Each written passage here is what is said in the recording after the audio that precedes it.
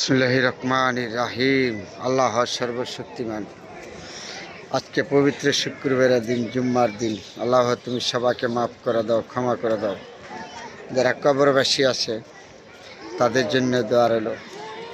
কেউ মা হারাইছে, কেউ বাবা হারাইছে, কেউ বন্ধু হারাইছে, আত্মীয় স্বজন হারাইছে। যারা কবরবাসী আছে আল্লাহ তুমি সকল কবরবাসীকে তুমি জান্নাতবাসী করো, সকলের কবর আযাব থেকে তুমি মাফ করে দাও।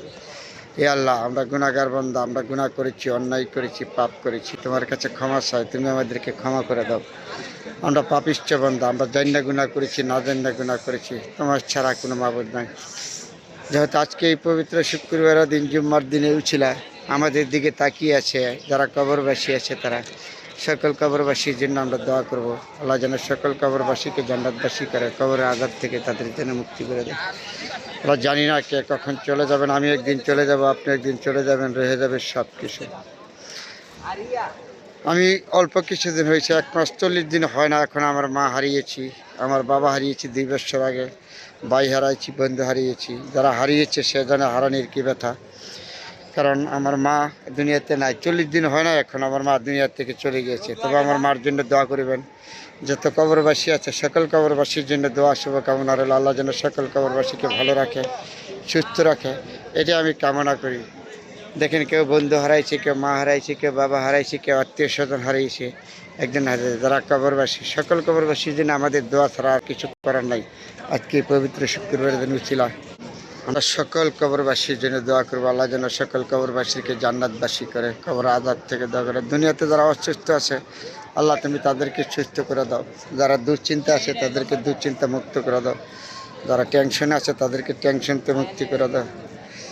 আল্লাহ, তুমি না সৃষ্টি করেছ, তুমি না বলিছ এ আদম তুমি পাহাড় পরিমাণ গুনাহ করলে আমার ডাকার মতন ডাকলে আমি গুনাহ পানির সাথে মিশিয়ে দিব। তো আল্লাহ তোমার উপরে ভরসা, আমরা তো গুনাহগার বান্দা, গুনাহ করেছি, তোমাকে ডাকি। তুমি আমাদেরকে সকল গুনাহ থেকে মাফ করে দাও, আল্লাহ মুসিদ থেকে উদ্ধার করে দাও। তুমি বিনি করে মাবুদ নাই। আমরা গুনাহগার বান্দা, আমরা কথায় গুনাহ করেছি, চলাফেরায় গুনাহ করেছি, কাজে গুনাহ করেছি, গুনার শ্বাস নেই। তারপরে তুমি তো সর্বশক্তিমান, তুমি বিনি কোনো মাবুদ নাই। তোমার কাছে দোয়া চাই, তুমি আমাদেরকে সবাইকে মাফ করে দাও, ক্ষমা করে দাও। আমরা গুনাহগার বান্দা। আজকে এই পবিত্র শুক্রবার দিনে ছিল, আমরা সবাই সবার জন্য দোয়া করব। যারা কবরবাসী আছে, যারা অসুস্থ আছে, যারা দুশ্চিন্তা আছে তাদের জন্য দোয়া করব। এই দুনিয়াতে যারা কষ্টে আছে, দুশ্চিন্তা আছে, আমরা সবার জন্য দোয়া করবো। আল্লাহ তুমি সবাইকে তুমি মাফ করে দাও, আল্লাহ মুচিত্তে উদ্ধার করো।